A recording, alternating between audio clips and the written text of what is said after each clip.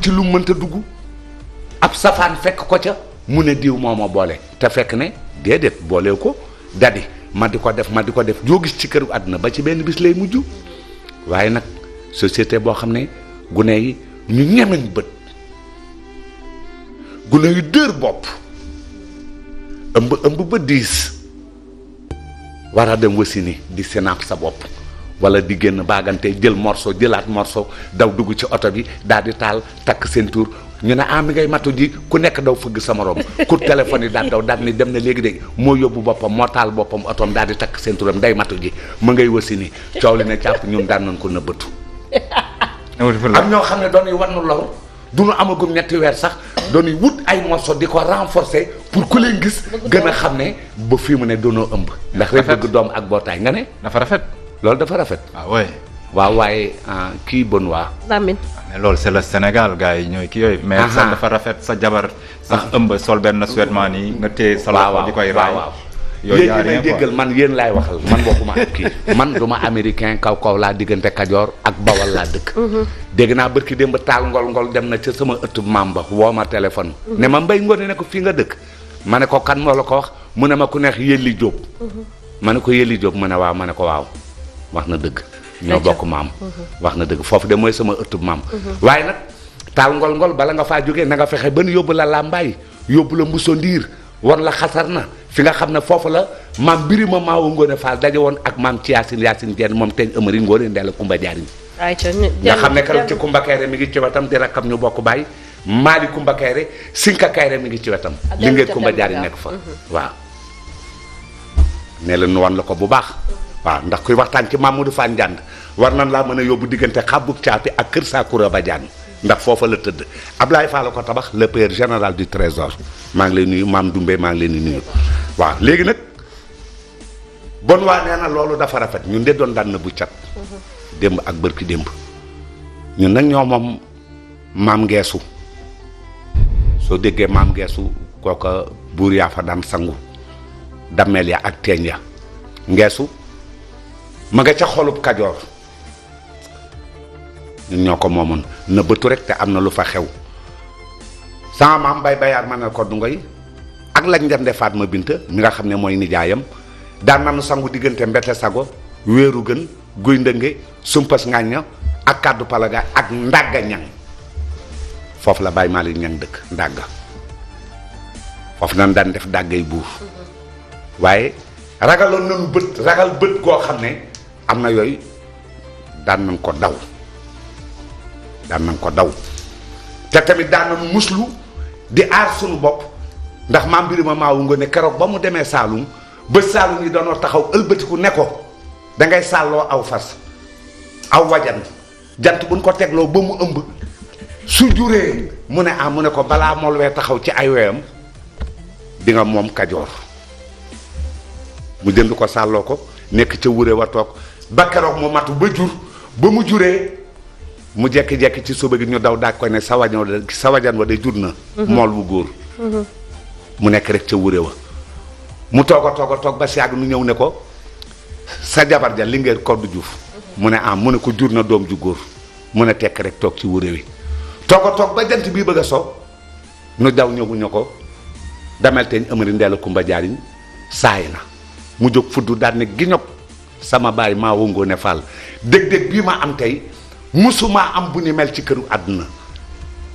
ba Saalum yi taxaw ne ma dangay sàlloo aw fas wu jigéen jant bu demee ba nga xam ne jur na balaa mool wee taxaw ci tànkam di ko falu Kajoor ak Bawol ma xëy ñu ne ma sa wajan wa jur na ma dem tuuti ñu ëlbati ko daw daal di may ne sa jabar ja Linguère Koddu Juuf am na doom ju góor mooy ma koddu ma dem tuuti ñu daw ëlbatiku ne ma demal teñ ëmëri Ngoone Ndeela Kumba Jaariñ saay na dég-dég bu ni mel de musuma koo gis kooku doon daan nëbbatu ba muy sàlloo fasam wa ba mu koy sàlloo xamoon na lan ko wax ne ko jant bu ëmbee ba am aw mool balaa taxaw ci ay weyam di nga moom Kajoor ak Bawol waaye da koo nëbbu dëgg la da koo nëbbu ñun doon ñuy nëbbu dëgg la nëbbatu baax na parce que ñun doon ñuy nëbbu waaw kon day ndax teen Ndeela Njaay jaafuñ ba lat Ndeela paaraat damel teen ëmëri Ngoone Sobel borom Kajoor ak Bawol ñun ay jaafuñ ñun lat Ndeela paaraat jaafuñ ba mooy sunu maam xamoo loolu xajul sa background ayca papa benn yoon Safia xaju ci am na loo xam ne bon man fi may démarrer tey mooy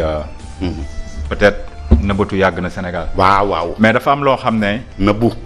parce que peut-être les gens sont méchants moo tax ku nekk di laaxutante quoi parce que man fi may commencer Safia tey fii la quoi pour quelques 2 minutes les hôpitaux parce que am na loo xam ne Safia si këru àdduna dama toog xalaat ne que y a des Sénégalais yoo xam ne ils n'ont pas les moyens hôpitaux yi ñu ngi leen di rey te naka lañ leen di reyee te loolu le ministre de la santé ak le président de la République sax war nañ ko xoolaat parce que je ne peux pas considérer qu'un Sénégalais parce que peut-être bu njëkk amul woon nga feebar léegi ñu yóbbu la benn hôpital nga yegg si hôpital bi mu mel ni man Benoît Diop maa jël sama malade di koy yóbbu man xaw ma dara ci santé man xaw ma santé nu mu demee su ma demee si hôpital boobu ñu ne ma dama war a jël malade boobu yóbbu ko beneen hôpital malade boobu le temps ma koy nar a yóbbu beneen hôpital je crois que il est temps que hôpitaux yi di am at least des ambulances médicalisées yoo xam ne at least mun nañ ko bàyyi ci hôpitaux yi ku fa indi sa malade même bu fekkee dañ la nar a transférer beneen hôpital boobu jël malade boobu en charge dugal ay médecins dugal ay lu ñu mënti dugal ci oto bi pour ñu koy sauver parce que y a beaucoup de Sénégalais ñi ngi dee actuellement au Sénégal yóbbu hôpital ñu ne la demal fii de un circulation bi xat na de deux ñi lay yóbbuwaat kenn xamu si lan la docteur war a def pour si malade bi parce que loolu dafa nekk loo xam ne les Sénégalais ñu ngi siy dee te sonn nañu te nañ ñu ñaan yàlla ne que ñu ngi au 21e siècle des ambulances médicalisées war na nekk 3 wala 4 si hôpitaux yu nekk nga xam ne bu fa sañu malade ñooyu ñu mun la si dugal sauver la. D'accord. L'autre fait pourquoi les jeunes de maintenant sont méchants je parle de li nga xam ne mooy nawetaan yi nga am. parce que Safia je ne peux pas concevoir que nawetaan c'est un sport boo xam ne dañ ko créer au Sénégal pour rassemblement des cœurs parce que sport day rassembler bu ñu demee ba nawetaan di dem ba ñu ngi si lan janvier ñu ngi si lan décembre di dem ba ay février mars avril. dañu war a jàngi. te nit ñi di war a jàngi te waxuma sax ndax dina fa am football wala déet mais y a des morts et y a des yoo xam ne ñu ngi koy yàq si réew mi regarde ce qui s'est passé à la Médina nawetaan am na ñu dem ba district de santé. toj foofu yëpp toj ay kër toj ay oto te loolu bu yàgg amuloon man miy wax ak yow football naa nawetaan j'habitais à la Sicap Liberté 4 may football Liberté temps yooyu Alpha Touré moo ñu yor. Alpha Jeanne d'Arc bu Jeanne d'Arc may nuyu sama gaaw Liberté 4 bi yëpp la temps yooyu niin gi lañ tudd Safia xoolal li ma lay wax rek ma joué Liberté ñëw di ñibbi si Liberté 4 ñu match bi tas nii laa rombee Liberté 4. mais loolu kenn sañatu ko def heure bi parce que boo ko defee dañ lay rey et j'habitais à la Sicap Liberté 4 nawetaan laa lay wax nii match boobu Assane Diouf la woon mais ma dem football Liberté 4 ma dem football Liberté ñibbi si waat Liberté 4 ndànk loolu lañ xam si sport guddi ga ñun ñëpp ñu àndaat doon benn mais léegi nawetaan bu amee ba jeex équipe football ba pare gagné li dal waa AS Liberté 4 ñu tuur seen car bi nga xam ne moo leen doon yóbbu ñu ñibbi. car bi la ñu këpp heureusement li yàlla def y avait des blessés. ma xool keroog benn vidéo à Tëngéej xaw ma. mais loolu ban méchanceté la xale yooyu am wala booy dem football yi ci stade ñu ne la équipe bële indi nañu 25 jaasi ñii indi ay 40 jaasi di koy dugal ci stade bi donc je crois que il est temps ñooñu dañ leen bàyyi ci li ñu nekkee mais je crois que gouverneur nawetaan nawet lañ ko xamoon bu école ibbee war na tëj nawetaan yi. wala nawetaan ñu éliminer ko au Sénégal en même temps. Il faut aussi penser aux gens qui vivent aux alentours. qui vivent aux alentours. Je me rappelle les gens de la Sicap Liberté 2 bu bëree amoon Liberté 2 mais kenn du génn parce que boo génnee les gens vont t'agresser rey la jël li nga yor yëpp mais il est temps ñu xool méchanceté boobu lan moo koy def man méchanceté boobu dama ne peut-être ci biir kër yi lay jógee parce que Safia di nga dugg kër nga ñëw yow ngay gan da ngay ruus da ngay gis koo xam ne. jabaram mi ngi ci kër gi ay sëru jëkkër ji ñu ngi ci kër gi ak ñeneen ay mag ak rakk yoo xam ne seen doom yi du ñu juboo je crois méchanceté yooyu xale yi di gis ci biir kër gi est-ce que du moom la ñuy génnee ci biti parce que boo nekkul jàmm seen kër juboowu leen fa. nga gis da ngay dugg ci kër da ngay ruus parce que kanam bu ñu tëj du kaso mais di nga xam ne fii y a quelque chose. boo duggee ci kër gis mag am doom du tudd beneen mag vice versa. te loolu dafa bari ci këru Sénégal yi. di tongoo yow doo xam ne mu demee mu dem ba nga xam ne y a des gens yoo xam ne et c'est la réalité malgré Sénégal ñun dañu am aada boo xam ne waajur la mais am na ñoo xam ne dañu haïr seen waajur da ngay toog ñu lay ne man comme li ngeen ma wax nga neen papa la rek yaay la on est parfaitement d'accord mais des fois tu vois des gens ils sont malheureux man je ne pense pas du côté positif boo xam ne macha allah ñu ngi sant yàlla am nañu waajur yoo xam ne tett nañu nax nañu mais y a des gens y a des filles y a des hommes yoo xam ne je me pose la question lan la seen waajur war a def ba ñu ne seen waajur bu taxawee génn àdduna sax duñ ko fa taxaw donc méchanceté boobu au niveau des familles dem ba jur loo xam ne ki la sukk jur nga bañ ko mais quel est ce phénomène ce problème là fan la war a jógee keroog maa ngi wax benn affaire bu am importance j'ai dit ça parce que dama ne c'est des exemples à donner newuma nga am bañ a defal sa baay newuma nga am bañ a defal sa baay yooyu sax du ay wax mais dama ne un père de famille digne war nga encadrer sa famille ba sa benn doom du la mere parce qu'au Sénégal on a vu ni ma joxee exemple il y a des gens qui se sont sacrifiés pour leur famille mais en retour ils n'ont rien eu que du négatif parce que dem nañ ba mënatuñu lu nekk lañ leen di wax donc méchanceté boobu nit ñi di dégager ci ki nga xam ne moo leen daan defal ñu dem ba considéré wutuñ ko ci kër gi parce que ñàkk na liggéeyam moo daan jox baay dépense moo daan jox yëpp dépense loolu laa wax c'est à éviter donc éviter boobu dina tax que yow ëllëg doo mere kenn te kenn du la mere. donc pour le moment ma yem foofu bàyyi ñuy dugal jox seen exemple. d'accord ma ñëw ci soo balaa may mujjee sama yaay bëgg naa moom itamit mu tënk li ngeen wax yëpp moom itamit mu wax ci lim ci xalaat muy doon lu ñuy continuer. ñuy waxtaanee méchanceté gëm naa ni bee passé dañ ko brosse mais bëgg nañ tey ñu laal bu baax a baax li nga xam ne mooy problème bi. tey sama intervention dafay brossaale yenn thèmes yu ñu jot a def je vais commencer d'abord. ci dañu tàmm plateau bi toujours ñuy wax nitu démb ak nitu tey man su ma toogee ci plateau bi voilà damay jàng la question que je me pose mooy xanaa tey génération bii ñuy pointer du doigt du génération bi baaxoon moo leen yar à quel moment la chaîne s'est coupée ndax ñoom patience bi seen parents yi amoon ak ngor ak lépp ba transférer leen jikko yu baax yi lan moo tax jikko yooyu transféré wuñu ko génération bii ñuy pointer du doigt maanaam suite logique la pourtant ñi baaxoon démb ñoo yar bon tey ñi bon tey kon ban moment la chaîne bi coupé wu juste pour wax rek ne lépp dañ koy compléter et que ku wàcc sa yoon rek conséquences yi dafay feeñ bu ñi ñu démb yi amoon patience bi seeni waajur ñoom amoon parce que ñoom ñu ngi leen di woowee nitu démb ci génération tay bi boole ko ak li am instant yi ci àdduna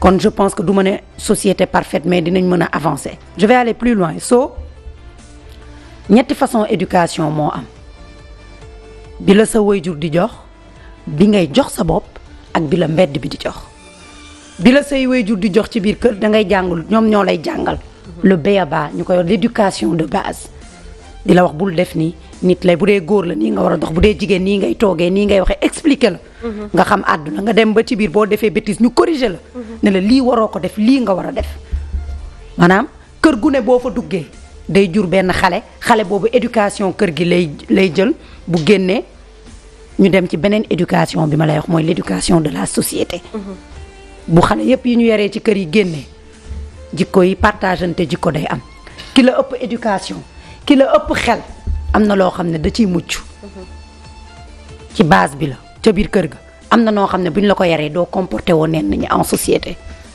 am na yenn yoo xamante ni doo ko def sa moromu doomu aadama parce que ci base bi la say waajur di jàngalee ne doomu aadama lu nit am danga ko koy yéene ci base bi la say waajur di jàngalee ne boo gisee nit mu nekk ci situation yu metti jàppale ko bu ko gën a enfoncé mooy li benn doon wax sànq ay kaar yu ñuy këpp ak yeneen yooyu xeetu soxor la rek yu ñu déguisé parce que bu fekkoon ne nit ñi am nañu yërmande doo fekk kaar bu yabi nit ay nit nga koy këpp donc nee naa la à la base de l'éducation ak éducation personnelle boobu ni mu amee importance mooy y a toujours ta raison qui est là pour te dire que ni lii waruma ko def père lii waruma ko def Benoît lii waruma ko def Safia parce que yar boobu noonu yow yaa ko amal sa bopp lii jomm naa ko def lii duma ko def ñetti éducation yooyu mooy def tout un chacun ci ñun nii ci plateau bi te loolooy def société bu ñu demee ba ci biir société bi dafa am responsabilité yu doomu aadama di am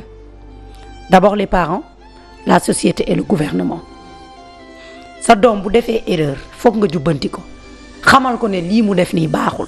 am na parents yu bëri yoo xamante ni seen doom terminé tey ñoom la mënuñu leen ci génne waxuma la nga yar sa doom génn mbedd bi yar am na ñoo xam ne Safia jëluñu temps wu yar seen doom ba ñu mën a vivre en société léegi naqar googu yeneeni doom yi ñu yar ñoom ñoo koy subir un homme qui sait pas bien traiter une femme pour lan la te njëlbeen bi lañ ko waxul lan mooy valeur u jigéen ci njëlbeen bi lañ ko waxul lan mooy dayowu jigéen ci àdduna jigéen boo xamante ni day def lu ko neex wala mënul sàmm borom këram ak njabootam c'est la même chose bu ma jugee ca biir kër ga ci éducation bi je parle de la société je pense qu'on pense trop à ce que leneen lan la nit ñi di xalaat d'une part baax na mooy indi kersa bi c'est vrai mais d'une autre part yàq na àdduna nit yu bëri parce que da ngay am confiance ci dara sax war a avancer war a def dara mais les candidats di la freiner mooy li ñu wax ci ay war a waajal voyage loolu moo gën a ndaw ci li doomu aadama mën a nëbb ngir bañ waaw ñu nekk ci société boo xam ne dañoo ñeme safaanu doomu aadama pour mën ci teg seen baaraam balaa ñoo mën a bëgg nga nekk ci lu neexul yàlla wala nga tooñ wala nga def bêtise ñu mën a bëgg mais c'est quel genre de société bu fekkee ni yow sutural nit soxalatu la yéene nit jàmm soxalatu la bu nit avancé ci kanam sax nga mer parce que da nga yaakaar ne place ba ca kanam yow rek yaa ko yellool mais loolu buñ ko poussé dañuy ne pour teggi loolu il faut que ñun ñu gëm que ne bu dee nit da nga ko jàppale pour mu avancer que ça soit ton enfant tu lui apprends à marcher yar bi moo ko jàppale muy ñun ñii tey am na lu may doxalee noo xamante ni yow foog nga jàppale ma pour ma avancer loolu mooy société à la kulli aal gis nga entraide ak raison ñu jéem a nekk ay nit yu am éducation ak raison voilà entraide éducation ak raison pour man loolu mooy am moo yor société fi may daanale mooy gouvernement on est dans un pays boo xamante ni société jeunesse bi dafa bëri une jeunesse qui ne fait presque rien da ngay jàpp sàcc bi sàcc ci mbedd bi benn matériel ñu dóor ko ba mu dee sàcc yi gën a mag dañuy nekk ci kër yi toog nekk ay doomi borom kilifa bu ñu ne doom borom set bu mooy borom doole toog ñu yar la nga am Safia àdduna ak li ci biir am na ci société bi et pourtant saa yoo xëyee yaa ngi xool nan ngay jëlee xaalisu peer bokk ak sàcc ba tey bi nga xam ne dafa sàcc portable sàcc la rek ñu jàpp ko moo ne on est dans une société boo xamante ni sauf qui peut la ku jekku kenn def dara sa morom ku mën a ruiner yeneen nit ñi pour yow si sa jëmmi bopp nga mën a am prestige da nga koy def donc société bi ñu nekk société la boo xamante ni xëy na su gouvernement bi jàppoon ci la jeunesse sénégalaise dama koy wax et je le dis mis à part les études ak yeneen il faut que ñu am ay activités yuy canaliser cette jeunesse parce que nag bien que ñoom père ñoom Benoît suñuy oncle suñuy maam ak ñeneen ñooñu dañuy accompagner rek mais instant yi ñun ñoo yor société léegi bu fekkee dañoo yor société te amuñu nan laa ko mën a waxee. moom père man si xale yi laa de. si waaw Benoît ci xale yi nga bokk te amuñu jumtuwaay yi tax jeunesse bi mën a aller de l'avant chômage day bëri te ku am jot am jotu wax ku am jot am jotu yàq ku am jot sa éducation sax parfois bafoué. pour man daal j'ai un peu fait le tour quoi. maman Aïcha ci ñu ngi lay déglu yow itam sa xalaat ci nga xam ne mooy thème tey bi. waaw Sofia mooy li Sophie wax rek loo gis rek ca njëlbeen ga la soxor damaa defe ne loo xam ne la lu nekk ci doomu aadama la ndax mënoo juddoo fu baax màgge fu baax jóge fu baax bokk fu baax ah nu yar la yar ban la war a yar ngay am yenn xol yi wala ngay am genn caay-caay gi ba di ko def sa moroomu doomu aadama comme li Benoît wax ay football loo xam ne dañuy fo dañuy kaf dañuy ree nga génne ay jaasi génne yu kenn xamul nit ki mën ngaa yaroo si biir kër nu yar la yar ban la war a yar nga génn ci mbedd mi mooy ñetti yar yi nga wax rek Sophie nga génn ci biir mbedd mi lan la yebi ci biir kër ga defoo ko ña ngay àndal kenn baaxu ci da ngay gis benn kër boo xam ne dañ naan ay yow diw xoolal kii ni seen waa kër yi mel moom pourtant lu tax mu mel nii xam nga lu tax mu mel noonu ba mu génnee ca mbedd ma dañ koo yóbbaale yar nañ ko fi ñu ko war a yare yëpp nañ koog lépp. ay yaram dëgg est-ce que yar bi dëgër na. waaw non yar bi day dëgër. de àndandoo bu bon baaxul. bu la bon tëwee àndal ak ñu bon bu bon baaxul da ngay gis koo xam ne ndeyam ak baayam kenn gis doo leen gis sax ci mbedd ñu taxaw fa. mu génn bon goo xam ne seen man gis naa ñoo xam ne nii seen kër macha allah balaa waxtoo jot da ngay gis ku nekk teg sa ñëpp a yiw mais am nañ seen doom boo xam ne kooku mooy seen. nattu mooy seen nattu mooy seen loolu. soxor na bon na. day da ngay gis koo xam ne sax day nekk ci famille feebar am feebar boo xam ne day wàlle lu mel ni tuberculose demul ñàkku ji di ko nëbb di naan ci pot yi di ko kii pour wàllu ko ñëpp. soxor jikko la rek. soxor jikko la li ma wax dëgg la abonnement. ci famille bi.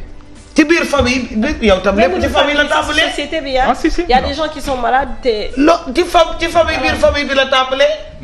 mooy li père wax sànq ne da ngay boo ëmbee. da ngay nëbbatu. man ngaa nekk ci biir kër gi bokk ak nit nday ak baay nga am jëkkër amul jëkkër mu dem def la loo xam ne. doo am doom sa sëy day tas wala soo ëmbee muy tuuru ba yàlla ma yaat la ëmb. da nga koy nëbb ni ndëmb doo ko wax. soxor ci biir kër yi la tàmbalee ba nuwaa ci biir kër yi la tàmbalee da ngay bokk ak nit nday ak baay du la yéene. kon Sénégal li gars yi di nëbb yëpp soxor a tax. soxor a tax nu di ko def. tey jii ba nuwaa. waaye bokkul sañu aada. boo amoon tey visa. am na ñoo xam ne soo demee ne leen am naa visa nga war a am vol 6 heures du matin. 4 heures nga fa war a déparé. di nga nelaw ba daga tar. allahu akbar la wax li làmmiñ allahu akbar ak bët moo gën a bon dem gi nuy wax. mais loolu est-ce que du si ñun. déggoo li ma la wax ci soxor gi ci ñun la. non mais est-ce que nit mun na def moromam mu war a dem jëli avion di tardé ak affaire yooyu est-ce que du si nit ki si boppam moo tardel boppam. dul mooy itam ba nuwaay itam fii la nu nekk am na nuy racine. non mais racine yi mooy lan. am na nuy racine mystique baa ngi fi ci dëkk bi dul yu bon a bon man mii di wax ak yow dund naa soxor. ban soxor nga dund. dund naa soxor goo xam ne def nan ma ko noo xam ne. Benoît mu ci télévision laa nekk am na loo xam ne kenn du ko wax thème bii nuy wax nii dama cee dund lu baree. non Sénégal nee nañu télévision yi seen bopp ay liggéeyante rek fa nekk.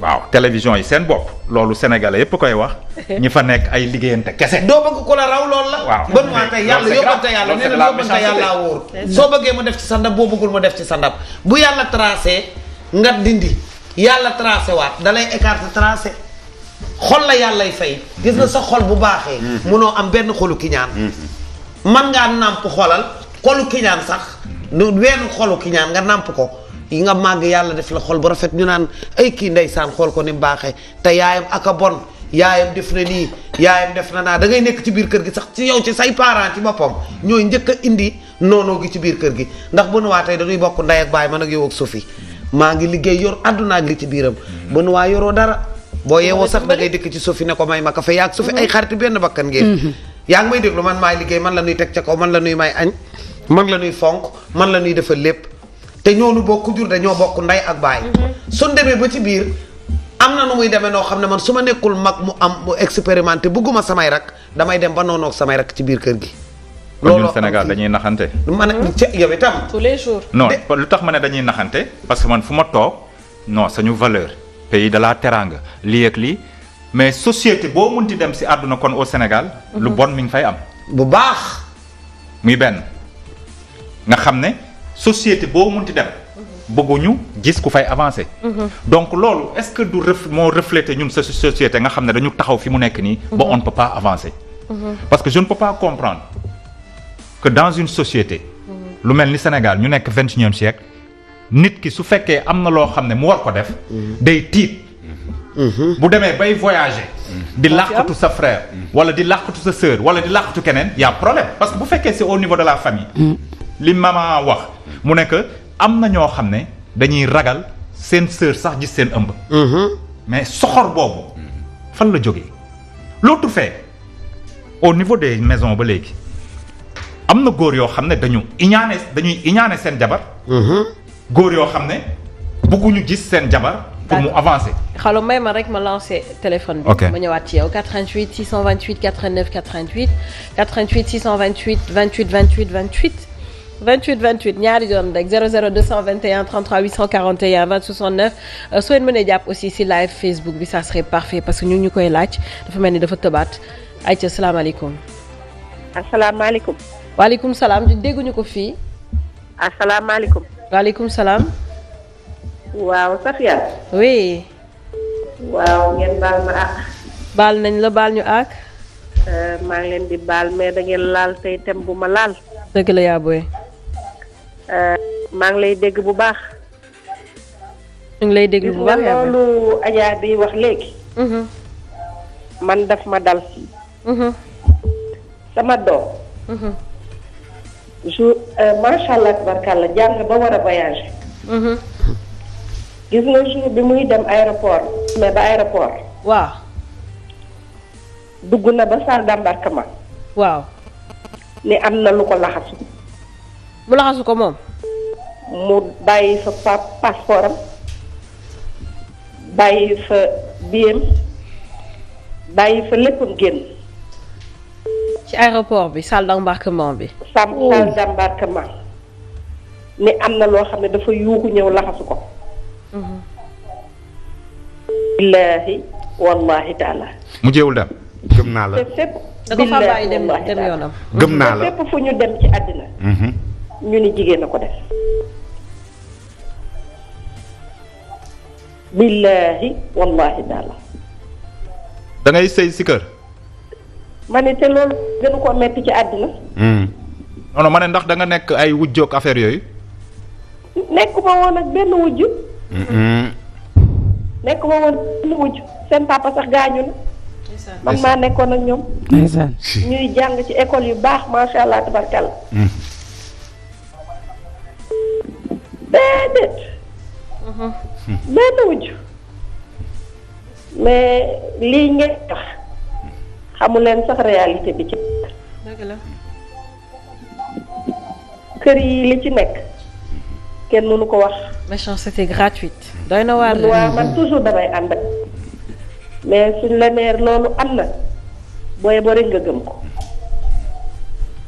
ci bu wóor a wóor a wóor jërë ngeen jëf leen yàlla fay. ay ci kontaan nañ bu baax a baax yaa booy ñu jël ki ci topp 88 628 89 90 ay réalité la loo xam ne Sénégal dañ koy dund. salaamaaleykum. oui bonsoir.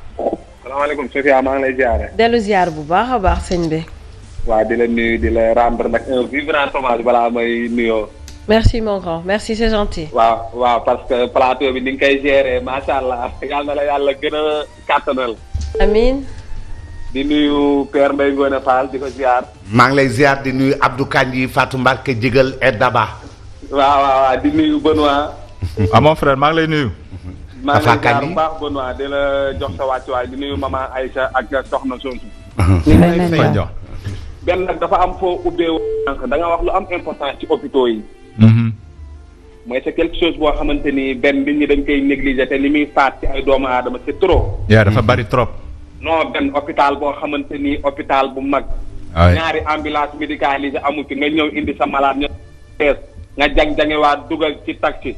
su amee crise xamoo lan ngay def pour premiers soins yi vraiment loolu c'est à revoir. ah oui c'est à revoir. loolu ci saluer ko bu baax a baax a baax. mais ma ñëw ci li ngeen di wax noonu. Sofia xanaa xam nga ne yàlla sàkk na nit ñoo xamante ni seen làmmiñ luñ ci tudd. du dem. wallaahi xajib yàlla. bi ma deuxième fois ñu koy wax ci émission bi de. barka borom Tuuba. wallaahi yàlla sàkk na ñoo xamante ni tamit lu ñu gis. billahi barka borom maanaam Tuuba. borom bët bu aay déggoo ñuy wax léeg-léeg mag ñi di la ñaanal yàlla na la yàlla musal ci borom bët bu aay. dëgg la. kooku. Seydina Mohamed dama ciy bañ a sori. yonent bi mën nañ koo catu wala nit xool ko bët bu aay bañ ba mu dikkee ko feebar. dëgg la. maanaam méchanceté gratuite comme ni nga ko waxee nii jalousie dafa am goo xamante nii dafa am ñoo xamante ni Sofia pour ñu yàq nit gratuitement loolu defuñ ko dara parce que xam lan moo tax. mooy ñoom seen yoon nekkul ci ëllëg. maanaam xamuñ ne bis penc dina am. xamuñ ne ëllëg da nga jàkkaarloog suñu borom ba yàq yow kete la tàkk. ndax nit tamit comme Père Mbaye Ngoné wax na ko keroog ci seen émission mujj bi léeg-léeg nga dégg nit paas ñu ne ñu ngi koy ñaanal yàlla bu ko cat jiitu. jiitu ca bàmmeelam kon cat na topp ba topp néew bi nga xam ne génn na àdduna. da koy topp. waaye nag loolu Sofia dafa amul njariñ. yàq sa moroomu nawle wala yàq sa moroomu jullit mais loolu état parce que nit tant que yéene woon nit ñi jàmm Sofia doo am jàmm. loolu c'est très important il faut nit ñi xam ko. vrai dëgg la ayca ñu jël ki ci topp 88 628 89 90 allo bonsoir kooku dem na 88 628 89 90 ci kan laa nekkoon ayca. waaw Sofia comme li Tafa wax donc ñun moom laay wax ñun dañuy ñun Sénégal bon au fait dañuy lax dégg nga maire bi lu mu wax c'est-à-dire am na yoo xam ne ay réalité la. réalité fii donc ñun sañu teraanga bi ñuy wax ak sañu yenn valeurs yi ak sañu yenn culture yi si lan la. parce que mënuma gëm on est dans un pays di fi dégg ne kii faat nañ ko wala kii dafa bëggoon tukki bu tàggoo du dem wala kii ëmb na waxtu bu ëmbee am na loo xam ne snap moo koy dindi non waxtu bu ëmbee am na loo xam ne moo koy dindi ba dootu am na c'est vrai y a des femmes yoo xam ne mënuñu ëmb ba téye ëmb lu tax mais loolu certes bu fekkee ñun ñëpp Sénégal dañu toog ne peut-être wujjam moo ko koy def wala peut-être nit a ko xool mu def ko est-ce que kooku dem na xool yi naka la mun a def pour faju ba loolu day yaa saa tamit parce que Sénégal des fois da ngay gis koo xam ne day toog dara di koy dal mu sëf ko nit ñi mais l'autre fait mooy au Sénégal dafa am méchanceté boo xam ne moo fi nekk méchanceté bi mooy lan bëgguñu gis nit koo xam ne day def lu baax et je veux donner un exemple boo xam ne c'est terre à terre et c'est un ami Ndoye Bane mais Ndoye Bane lu nekk lañ koy yàq si internet bi l'autre jour dama gis am ku bind ne dafa def à Pire ay xawma lan lampe xawma lan il y avait 2 vues et si même internet boobu chaque jour on le traite de n'importe quoi mu am méchanceté boo xam ne donc dafa ancré si nit ñi man la vie privée des gens am na loo xam ne même ñun ñiy toog ci di def émission des fois ma dem fenn lire mais on traite benoît des choses yoo xam ne après damay toog reetaan ne mais kii li yàlla di def ma ne kii est-ce que xam na man maay kan wala est-ce que xam na ndax maak moom ëllëg dinañ ko layoo waaye li nga ko woon rek nag bun waa juboo non d'accord dama ne non jubuloo xam nga oui moom wax la Safia faaw mi ngi daan wax ak yow ndax jubuloo Safia père ndaw si mi ngi taxaw mais ma wax daal di taxaw ne sama doom nangam ci avion nga ëlbatiku ne ko ndax am nga wujju léegi su la noonu waaw am naa wujju na non parce que am na loo xam ne dañuy ne wujj yi ñooy liggéey rek nga qualifié wujju wi non dafa naag nit da ngay jub non dafa naag m'expliquer jubuloo de dafa naag waa léegi da may di nga yëngal këru jàmbur non dafa naag da nga may bàyyi di nga yëmbal ak di nga yëngal bàyyi li ngay yuuxoo di nga yëgal ma dëgg laa lay wax xam nga y a des choses dans la vie jàpp rek nga ne wujju y a des choses dans la vie xam nga mooy la nit fii si Sénégal bi laay jubuloo ki nga xam ne dañ ko takk aawa ragalul ñaareel de mais lan la ñaareel bi di indaale lay xalaat on a vu au Sénégal ñoo xam ne dañuy sëy te ak fi bëri 90% ñi ngi sëy te yéenantewuñu jàmm kii du bëgg a doomam avancé kële du bëgg a doomu kii raw ko te ñaari xale yooyu ñoo bokk benn deret maman Aïcha loolu dëgg la bu fekkee c'est de la méchanceté wala lan lay nirool nañ ma wax l'autre fait sànq ma ne am na mari yoo xam ne dañuy iñaane seen jabar xam nga nag Safia loolu fan la ëpp immigration gis nga immigration jigéen yaa fa nekk di souffrir boo xam ne jëkkër yi dañuy jël li l'islam teg fële da lay teg bët ba yaay fay lu teg la bët di lay ne par force léegi da ngay cotiser ci kër gi yow newuma bu kenn dimbali sa jëkkër mais bu fekkee dañuy xool loo xam ne ku nekk nga def li la war je crois iñaanante du am foofu mais y a des maris yoo xam ne bëgguñu gis seen jabar di save di économiser xaalis ñoom ñuy dépenser ñoom rek. ñooñu iñaan nanu. non dafa am. ñooñu ay iñaan ñoo xam ne surtout immigration la ëpp. que ce soit aux États-Unis que ce soit xawma France ak feneen ni ñuy def. mais y a des femmes qui souffrent de ça et loolu j'appelle ça de la méchanceté pure et simple. d'accord léegi nañu jéem a jël téléphone bi parce que am na ñu nekk di xaar 88 628 89 90 papa ma bàyyi la ak ñoom. waaw baax na asalaamaaleykum. allo oui.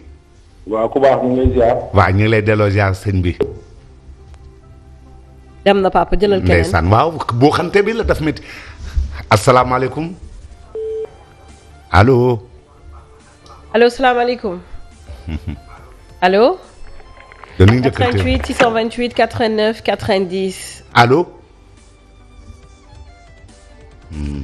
dañuy xëccoo bee metti waaye bon waa ayca mu ngi ci biir papa. allo soxna si. asalaamaaleykum. waaleykum salaam. dégguñu la bu baax soxna si boo mënee yëkkati baat bi tuuti rek. yëkkatil kàddu na gi. ngeen def dafa xaw a guddi nag moo tax. d'accord. waaw maa ngi nuyu maa Aïcha moomu sama tooma Diourbel laay ootee cité ouvrière. ndeysaan maa Diourbel cité ouvrière lay waaw di woote. nuyu waa plateau bi yëpp. maa ngi lay fay bu baax a baax a baax. maa Aïcha ça va. dund naa ak yéen dund bu rafet ci dëkk boobu cité ouvrière googu wallaahi ngeen nekk nit ñu baax. wallaahi. ndeysaan. wallaahi waaw li ngeen di wax rek ci laa bëgg a ñëw. ne loolu lu am la li ngeen di wax lu am la. wallaahi dama ko dund ndax man mii di wax ak yow doomu ñaareel laa. mais am na fu ñu tolloon foo xamante ne dem naa ba ñu ne aawo moo leen def lii. ba ñu dem ci nit de mu wax ñu ne ñu ki leen di def lii du fekkee ay njëriñu doomam. wallaahi billaahi wallaahi wa taalaahi. wóor na yàlla maa Aïcha moomu toog xam naa ko bu baax su ma ko feeñalu ko rek dinaa xam kan la mais toomaa rek laay wax yem fa. waaw mais li may wax nii lu am la li ngeen di wax réalité la. waaw fii nag dañ naan seet wala nangam mais léeg-léeg seetkat yi wax la lu am lu réalité. loo xam ne da dund man ba sama tànta gaañoo ci lañ xam ne juruma sama aawa yaay.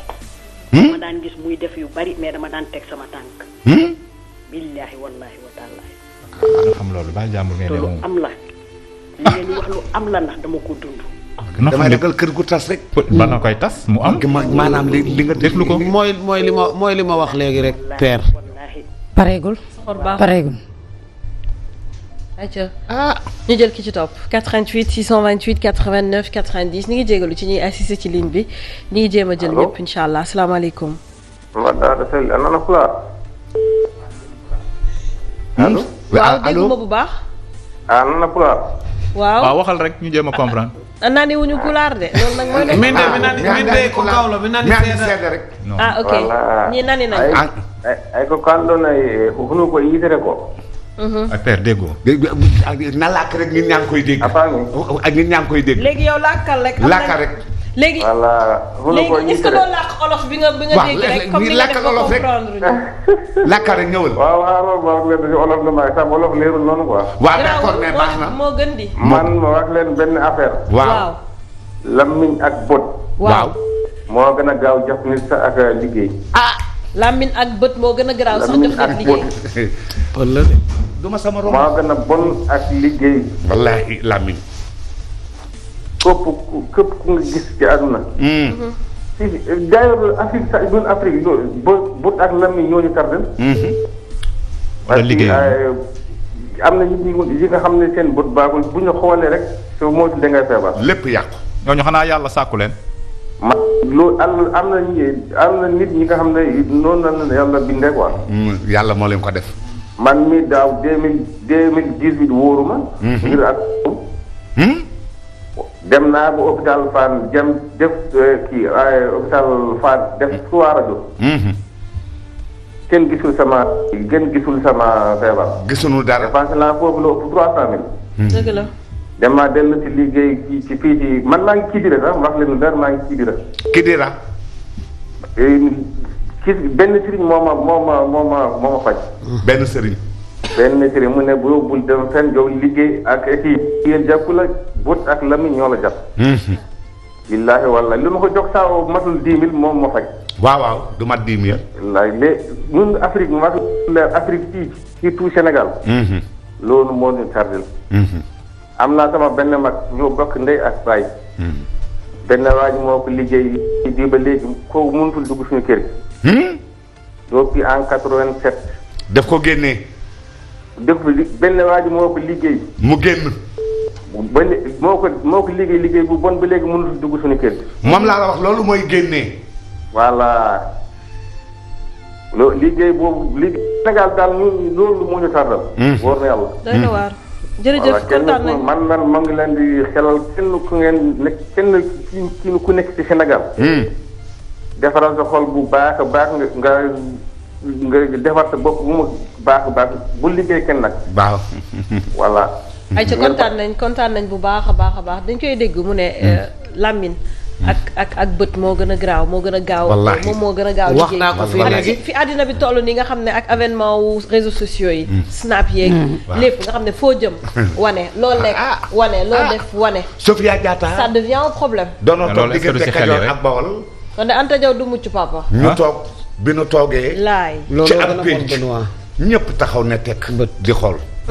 mbooloo mi baree bari ba ne gadd nit ki tiim ñam wi di lekk ba si àgg tibb ab tibb daal di sex rek sëriñ ba wokk ndey ja ne ko bu mu ko wanaasu de ndey ji daw ba si moom ne ko yàbbil mu yàbbi ne put bi mu yàbbi ne put bët bëtóor ba ne bëxër nit daal di fëx dem doonut si ndax waaw bët bëtóor mooy si ndax bu góor te moom bët bëtóor bi nag kii na ko. ah loolu daf laa xaw a dépassé nag waaw kii na ko. waaw dank na ko. dafa ba dàq mu bët bëtër. déedéet cat bee soppaliku bu bëtoo. Baal leen mu ba xaw ma lu ko expliqué soppali de yéen laay waxal yéen waa Kajoor ay Ah, père gis nga ma non yéen xajul seen bopp mënu ma ko non lan mooy yéen laaj. bi ma leen ne barki démb cat ak làmmiñ da ngeen ne amul waaye kenn waxu la non fi yàgg ñett na wala dugg kenn fi waxu la amul. kenn waxu yow laay wax man yéen laay waxal eh ba mu sexee tibb ba sex nit karfati ko xool ko bët boo xam ne sëñ ba dafa daw ne ko bu mu ko wanaasu na ko yàbbi mu daw ñëw ne ko yàbbil mu yàbbi ne put si ndax bi ne bëxër nit daal di daw kooku su ko wan noonu mu def ko tooke ci biiram dëgg la day am ay ca jëlal ñeneen yow am nag na nangu ñeneen ñu woo nekk ci loolu. ligne mais bi. loolu dafa tardel tamit Sénégal. muy lan on ne peut pas se baser. si bët ak làmmiñ rek. ba tey yow on peut pas non loolu dafa tardel Afrique. yow xaar leen ñu jël seen verre loolu dafa tardel tamit Sénégal. 88 ay bët ak làmmiñ 628 yooyu. 89 90 Allô? Papa jël ko. allo allo. waaw sëñ bi allo allo sëñ bi ñu ngi lay déglu. waaw maa ngi leen. ay ca ñu ngi lay déglu sa gis-gis ci tab bi. acca yaa ngi ci biir waaw. allo. allo ñu ngi lay dégg allo ñu jël keneen 88 628 89 90 salaamaaleykum. allo allo allo salaamaaleykum. aleykum asalaam Père ñu ngi ziar bu baax. ñu ngi lay ziar bu wér sang bi na nga def yaa ngi ci jàmm ñu ngi si jàmm ba alhamdulilah ñu ngi wootee Kaolack. ah Kaolack ndangaan waaw en fait di rafetlu émission bi nag. yow it ñu ngi lay gërëm bu baax yow muy dugg waaw ànd nañu ak yow nag ci côté. waaw ànd ngeen ak man ci côté mais tamit bu ñu dépendre ci yow de trop. suñu dépendre ci man de trop dañu dem. waaw ba dootuñu nangu dogalab yàlla. dañuy dem ba dootuñu nangu dogalub yàlla waaw waaw sëñ bi da ngay bàyyi télé bi nga déglu directement da ngay ci bàyyi téléphone télé bi nga bi. yor. bàyyil télé bi wala nga sori ko wala nga génn dem wuyoo feneen. waaw d'accord. voilà am importance lay wax ni. waaw d'accord xaaral ma fay télé. ayca ñu ngi lay déglu boo ko wàññee rek après. waaw dégg suñu dégg dépendre ci yow de trop dañuy dem ba dootuñu nangu dogalu yàlla yaa ngi may dégg. ñu ngi lay dégg bu baax bu sëñ baax waaw parce que léegi dañoo dem ba lu dal nit rek ñu ne nit a ko def. day dem ba dootuñu nangu sax li yàlla di dogal ko. est-ce que yow may dégg.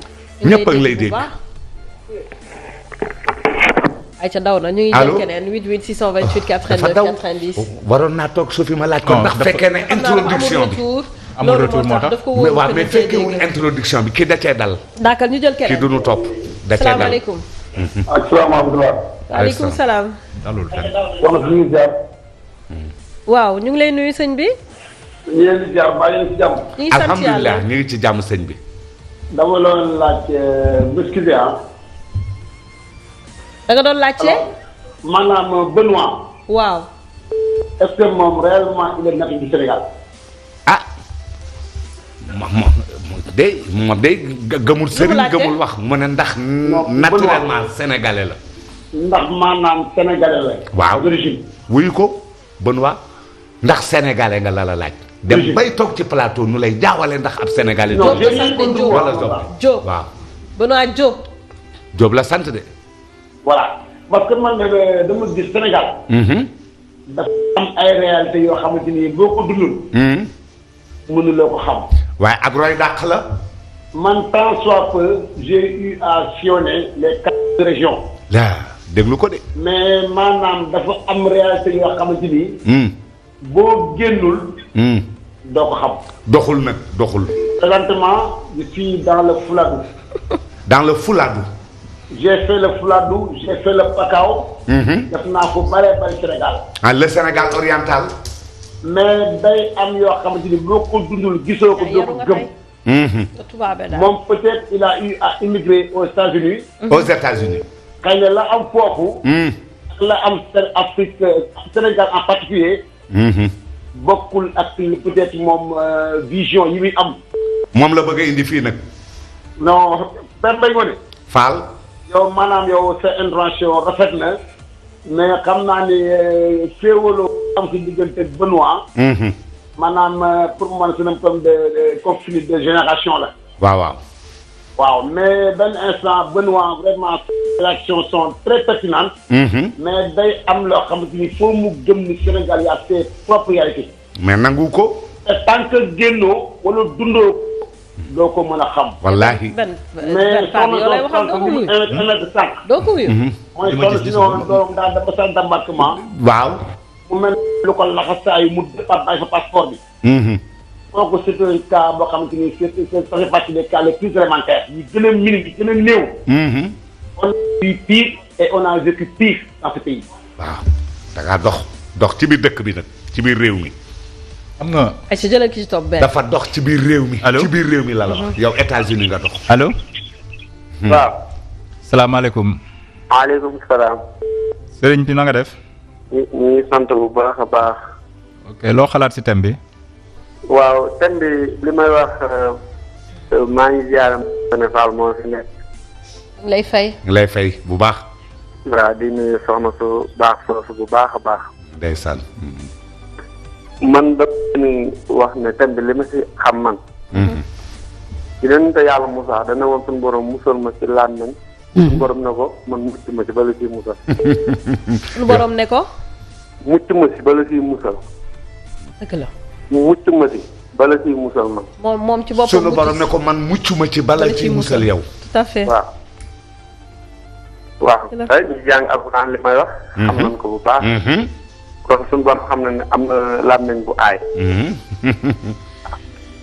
am na bët bu aay. loolu moom fi leen ko fekk fi leen koy bàyyi. fi leen ko fekk yàlla suñu borom indi na ko si ay doomu aadama yu bëree bëri.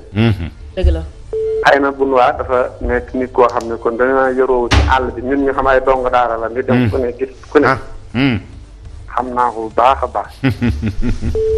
moom sama. dëgg la. ay Benoît ayca kooku dem na papa. waaw sama afat jeune fille yi nga xam ne instant yi dañu toll ci diggante maanaam dañu wan lor. ñi ngi intervenir par rapport ak li nga wax sànq c'est-à-dire li nga ne ñoom bu leen loolu daree. waaw ëllëg ñu nëbbatu dañuy wanewu. waaw te wanewu boobu moo leen di andil ay problème la plupart du temps. bon léegi sax duggatuma foofu yéen ñi nga xam ne ay jeunes mariés ngeen. nekk ay gune. léegi duggatuma foofu fu gën a pire. waaw tontu leen ba pare balaa ngay ñëw fu gën a pire bi.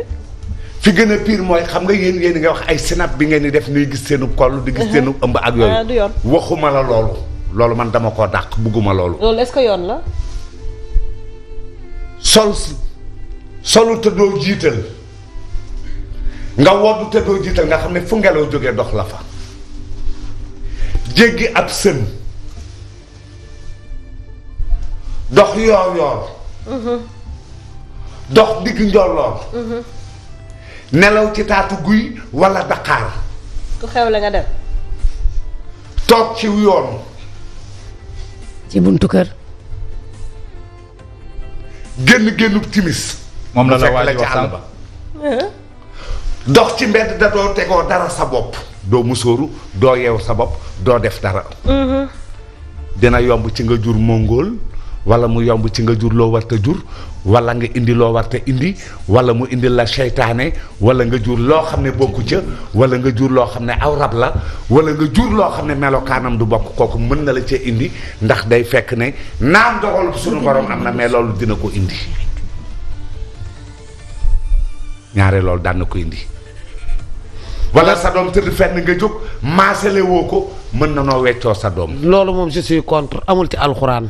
mën ngaa di yàlla waxu ko li ngay wax nii yàlla waxu ko amul ci alxuraan bët bu bon bi ñuy wax ak làmmiñ wu aay loolu moom am na fi dañ koo dund gis ko. loolu am na ci waaye alxuraan nga ëmb tëdd dama ci lay laaj ndax loolu am na ci yoon alxuraan nga génn ak ay kii ak yooyu. yooyu yëpp nekkul ci alxuraan génn ci waaw man kay waxuma dama lay laaj amul fenn. waaw mais yow li nga wax moo am ci alxuraan lan li nga wax léegi li ma wax ci lan. ah danga man li ma wax nee nga amul ci alxuraan yow waaw lan toog ci ab sa kay jéggi ab sa nag jaar ci yoonu mbalit ak loolu fan lañ ko bind. yow li nga wax fan nañ ko li ñuy wax mooy coxor gi nekk ci réew mi la ñuy wax. Franchement. ak bët bu aay. ak làmmiñ dafa am. franchement ba wala dëkk xam na li fa nekk. loolu li ma waaye tege bii si Sofia pexe waxu la loolu li la waa ji wax mooy da ma ngay ne dem tege bii si kenn sotu la. dama ne sot leen non yéen kenn waxul sot mais li ngay wax non, dafa amul ndànk. xale yi tey mënoo leen a wax loo xam ne dafa je ndànk jox la m'adresse benn à affaire. vous et vos non yow la alliés ñuy adressé wu lii laa leen di def te suñu dugg see def leen nii parce que li nga wax amul parce que doxu leen li nga wax xoolal ñoo la gën a dox fu parce que borom Tuubaa doxoo ma suul sama ndey lu ñu dox doxoo ko fa ngeen dox yàlla bu ma fa dox jëmale man waxuma foofu Sénégal laa loo Sénégal xamu fi man li ma dox doxoo ko père xamu fi fenn boo buggee ba indi boo buggee Sénégal xamuloo fi man dafa bañ ba indi ay preuve laa lay indi Sénégal xam nga tax moom loolu parce que maa ngi leen dégg ngeen wax rek mais man waa su la neexee sax doo gëm réalité yi dama su ko neexee du ko gëm. kii benn la ci bàyyam kenn yàlla ko xanaa yaa kii benn la ci bàyyam man kenn sama yàlla baay ko gënoon waa def a may may ma bu baax sa baay sama baay gënoon a yaru ci bu baax Sénégal. bu baax góor gi man ma je Njaay suis Samb seet ci ngeen. je suis bien instruit. lan je suis bien éduqué bien instruit ba pare dama dox dëkk Bawal samay maam yi ma yar 1906. Ouais, père xamul fenn. 1911. mais tu n'as pas d'argument tu n'as pas yow d'argument expérimenté wu. waaw merci Sylvie waaw Sego. merci merci mais je sais que je suis plus correct nga ni ko lan. Safia waaw publiquement je suis plus correct merci xam nga lan yow moom du xaaral ñu wax waa d'accord yow fa nga dox jëmale foofu duma fa dox jëmale ca nasaraan ba nga dem réew mi laa la wax mais yow ko waa ji wax la ko léegi waaw d'accord waa ji ne la waaw d'accord léegi may ñu dama wax wër réew mi waaw d'accord léegi may ñu wax ngir yàlla ma wax la benn affaire il a waaw léegi may ma wax la benn affaire léegi may ma wax la benn affaire léegi méchanceté boobu waaw pourquoi ñun ñu nekk pourquoi ñu nekk en Afrique waaw di wër dëkku nasaraan ba di wër dëkku nasaraan ba ci lan xam xëy na doon wut teraanga ah kon teranga bi mi ngi si dëkku nasaraan ba ah ñàkku fa de ñàkku fa déedéet waaye looloo tax nit ñi di koy wër di wër lan di wër di fay def li nga ma laaj rek laa lay tontu waaw noonu la nga ne yow wëroo ñooñu waaw dama ne yow fa nga wër jëmee man fa laa wër jëmee waaw d'accord léegi xamul tax ma ne la yow li ngay wax man gëw ma ko waaw waaw coo la neexee waaw parce que waa ji sànq dafa wax lu am importance mooy kan mooy ki la wax ne non dafal ndànk rek moo wax parce que Sénégal am na ci wax kat dafal ndànk moo wax comme waajoo ji di wax ndax Benoît amul yeneen xaw ma maam feneen ak affaire yooyu parce que yéen Sénégal ndax da nga koo jaaxal li gën a yàq suñu réew xam nga lan la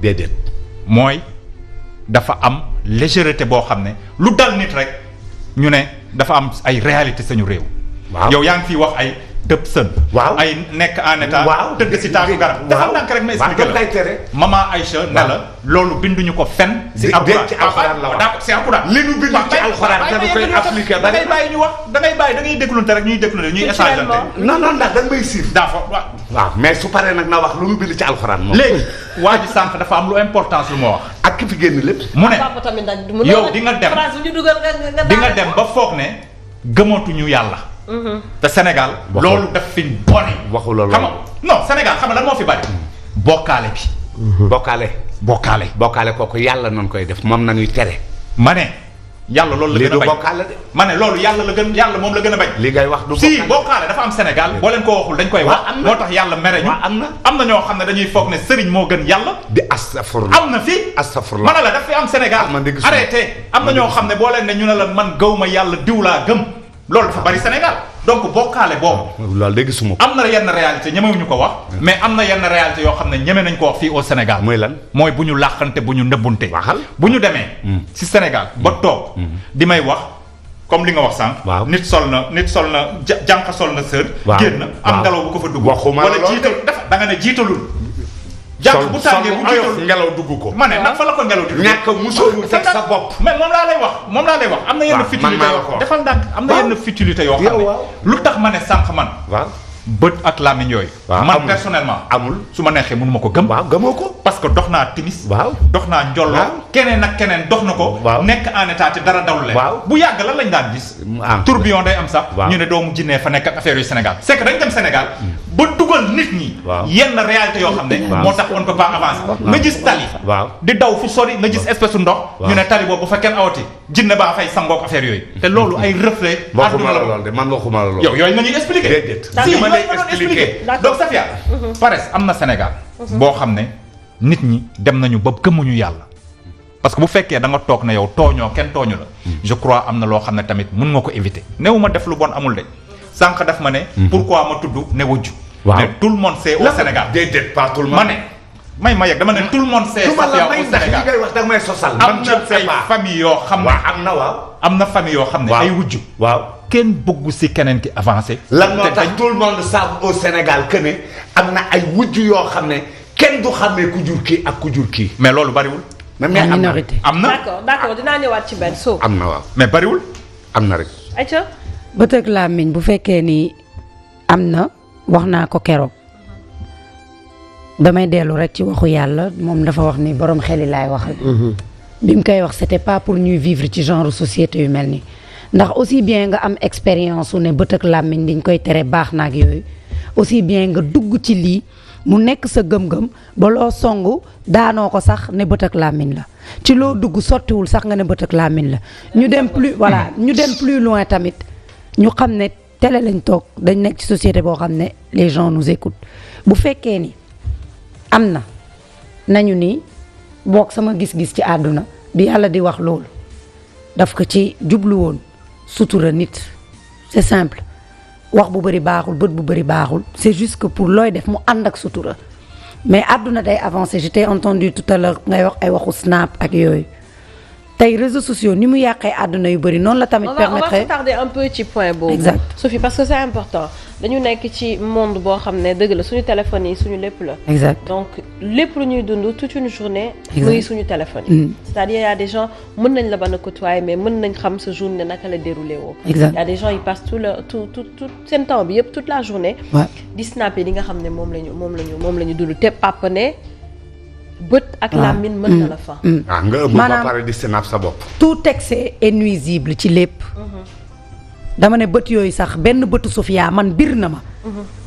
ne du benn nit bu ñuy sàkk mu xool dara mu toj ak wala mu tudd dara non mais maanaam ngay def dara àdduna yëpp di ci teg seen bët liñ ci jublu tamit mooy wax nga ko tout à l'heure lu am solo nga yor sa xaalis yaa ko liggéey sax yëkkati battre ko artiste man du ma juger action bi ndax bi nga koy liggéey sa xaalis fekkuma ko lu la neex mën nga ci def mais pendant ce temps malade yi dañu am télé damay joxe exemple dañuy tëdd ci kaw lal alal jooju ngay jox artiste bi ñu teg ci bët teg bët bi du négativement mais ay bu ma ci jotoon ba jënd sama ordonnance bi ay boobu la nit ñi di wax ni bu dajaloo doon yéene mooy bu xëyee suba amoo loo lekk yow mi doon battre bu mu la bett ndax da nga ko jël fësal ko pour man yàlla ci ay code lay wax ak doomu aadama. mais kon nangu nga ne bët mais amul. maanaam du benn man li ma gëmul mooy benn nit. non wax ni ngay wax ne leen wax am na wala amul gëm nga ko wala gëmoo ko. père bu ko répondre da nga ma posé question à sa place waaw. da nga ma posé question dama ne. benn nit buy xool dara mu yàqu mbaa mu tudd dara mu toj man Sophie gëm ma ko.